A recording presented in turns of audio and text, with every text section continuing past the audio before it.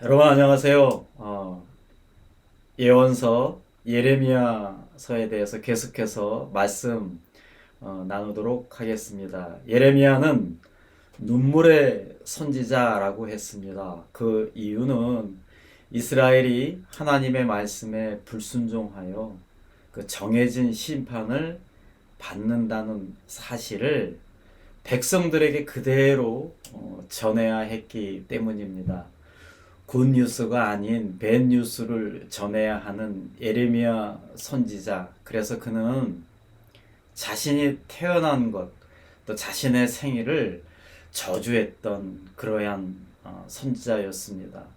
그럼에도 불구하고 그는 마음속에 불붙듯이 하나님의 말씀을 전해야 한다라는 마음이 있어 끝까지 그의 사명을 다 했다라고 하는 것이죠. 감사한 것은 하나님은 여기서 멈추지 않는다라고 하는 것입니다. 우리가 아무리 못난 자식이라 할지라도 심지어 큰 잘못을 해서 모든 사람들이 우리의 자식들을 원망하고 비판하고 벌을 준다 할지라도 우리 부모는 그래도 부모만큼은 이 자식들을 품는 것처럼 우리 하나님은 그런 하나님이다라고 하는 것입니다. 왜 하나님이 성경책에 이 지루하다라고 할 수도 있을 이 이스라엘의 역사를 방대하게 기록하게 하셨을까요? 우리는 그 역사를 통해서 이 시대를 살아가면서 위로를 받고 또 하나님의 그 깊은 뜻을 발견하는 것이죠. 우리가 이렇게 성경 공부를 하는 그 이유도 거기에 있습니다. 하나님은 심판할 땐 확실히 심판을 하십니다. 그러나 그것이 끝이 아니라고 하는 것이죠. 하나님은 다른 나라에 망하고 포로로 끌려갈 것임을 전하시고는 이제 유다 백성들이 바벨론 포로에서 시간도 정확합니다. 70년 만에 반드시 너희들은 귀환할 것이다 라고 하는 것을 예레미야를 통해서 예언하셨습니다. 참 이루 말할 수 없는 하나님의 크고 놀라운 은혜인데요.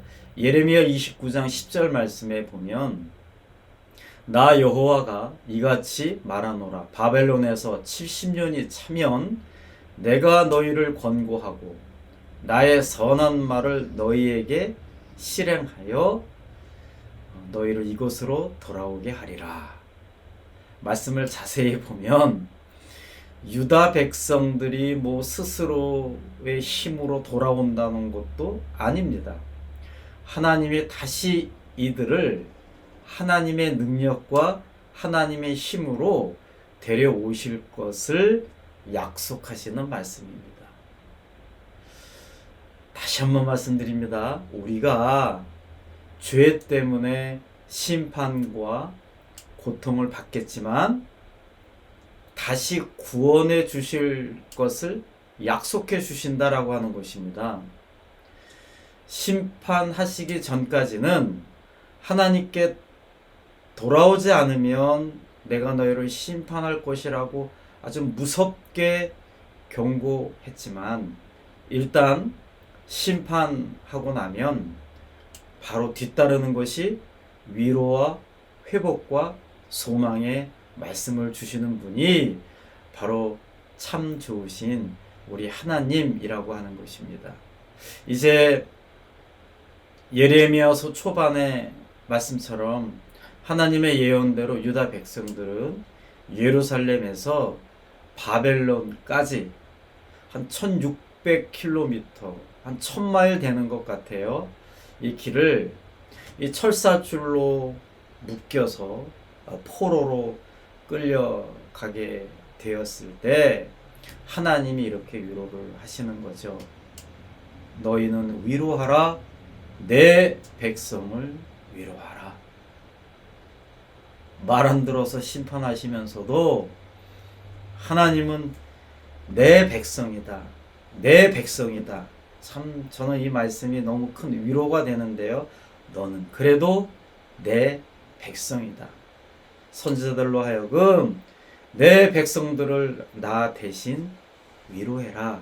이 말씀을 지금 하시고 있는 것입니다. 이 위로의 하나님의 말씀은 이제 예전에는 돌판에 하나님의 말씀이 새겨졌었는데요. 이제 그게 아니라는 것입니다.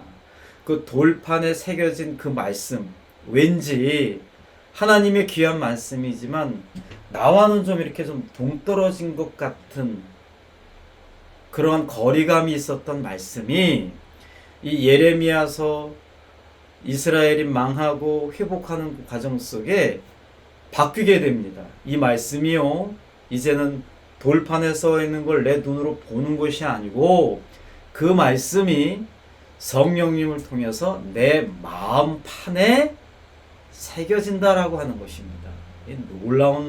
아주 놀라운 변화인데요. 이제 성령님을 통해서 하나님의 말씀이 내 마음판에 아주 다양한 방법으로 들어오게 됩니다. 그러면서 제가 그 말씀을 갖고 위로를 받고 회복하게 되는 거죠.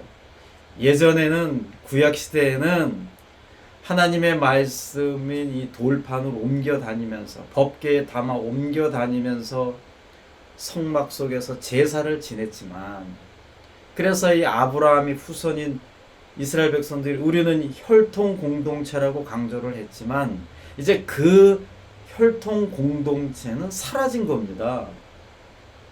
그 대신에 예수님의 희생과 예수님의 사랑으로 성령 공동체인 교회를 지금 이 땅에 주신 것입니다. 그래서 우리는 성령님의 감동으로 우리 안에 들려주시는 그 하나님의 음성을 다양한 방법으로 듣고 예수님을 영접하고, 그 예수님을 영접한 사람, 머릿돌 되시는 주님을 중심으로 함께 성전을 이루어가는 교회를 통해서 이제 하나님이 이 땅을 다시 내가 하나님의 나라로 회복해야겠다라고 하는 것들을 이 남북 이스라엘의 왕국이 멸망할 때에 하나님이 예레미야 선지자를 통해서 새로운 이 구원 사역의 전환을 선포하신 것입니다. 얼마나 큰 역사입니까?